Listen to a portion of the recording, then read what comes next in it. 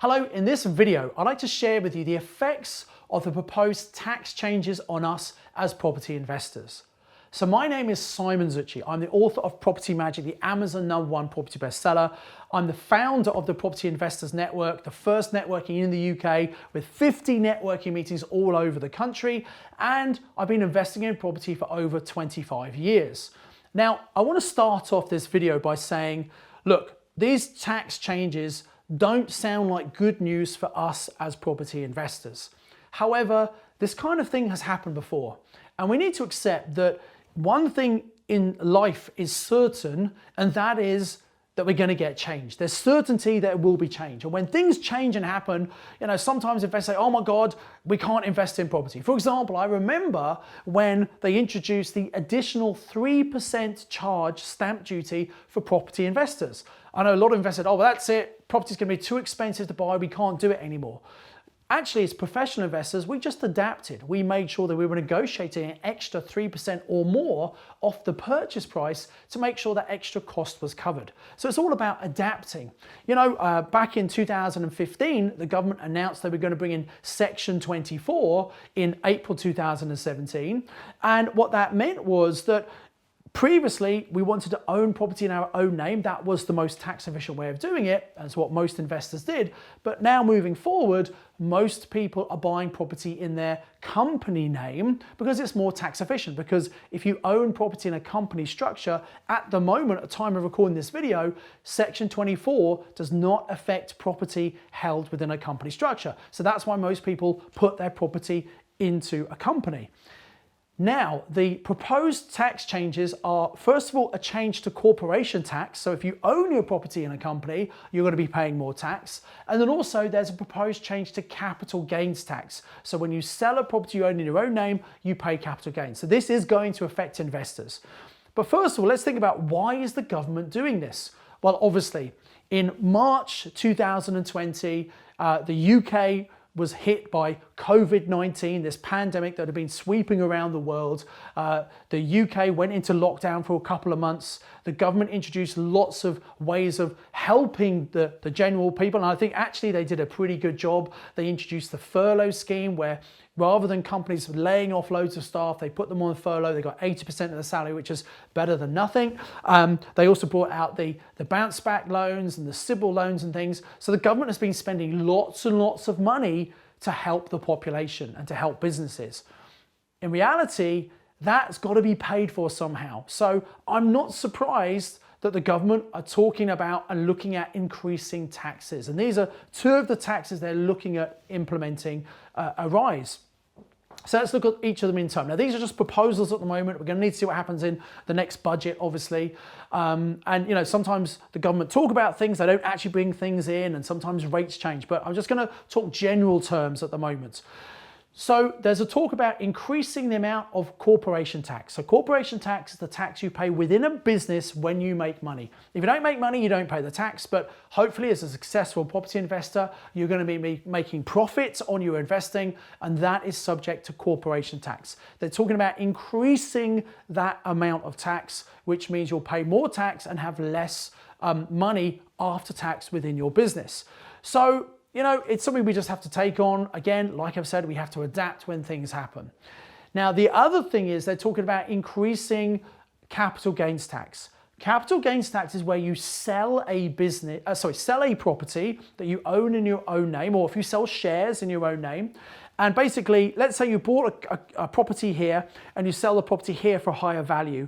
The difference between what you bought it for and what you sell it for, that's the capital gain. Now, there are some things you can take off. So you can take off the buying and selling costs of the property. You can take off any capital improvements you've made, such as putting a new roof on, that's a capital improvement. But once you take all those costs off, the profits left over, you have to pay tax on that. Now, we each have a personal capital gains tax allowance. I think currently it's £12,300. So you could sell one property a year, or as many properties as you want, and the first 12,300 is tax-free.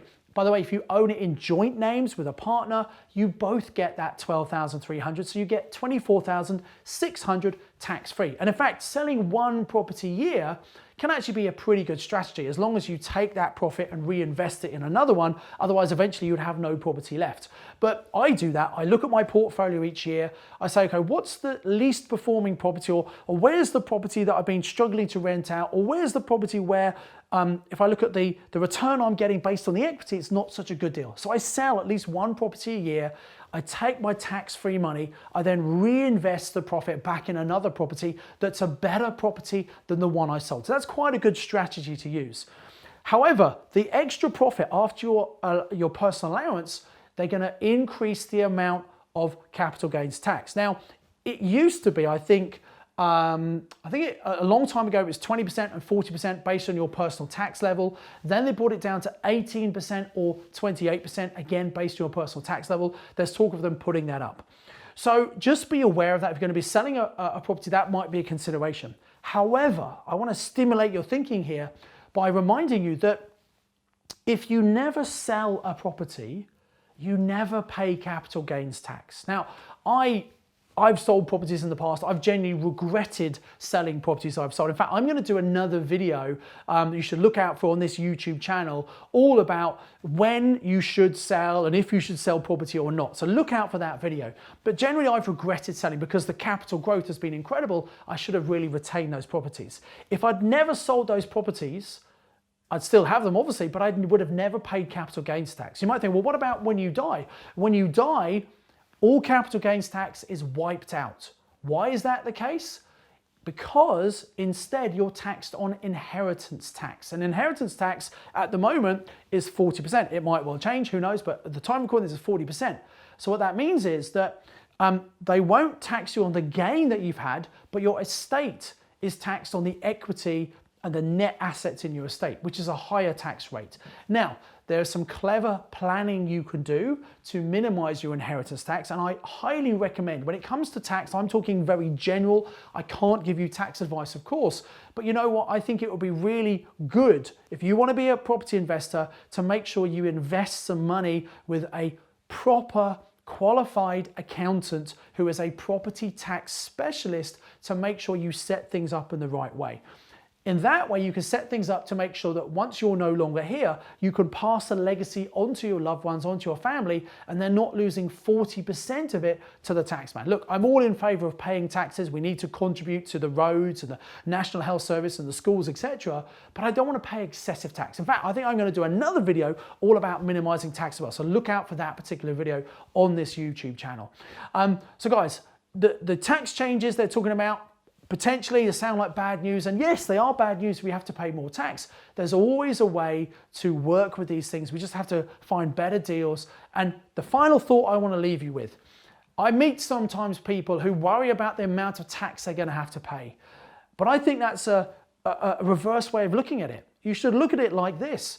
If you're paying lots of tax, it means you're making lots of money. I have sometimes met investors say, oh, I don't want to do that because I'd make too much money and I'd have to pay too much tax. That's crazy. If you're making money, making profit, that's when you pay tax. And with some clever tax planning, you can reduce the amount of tax you pay.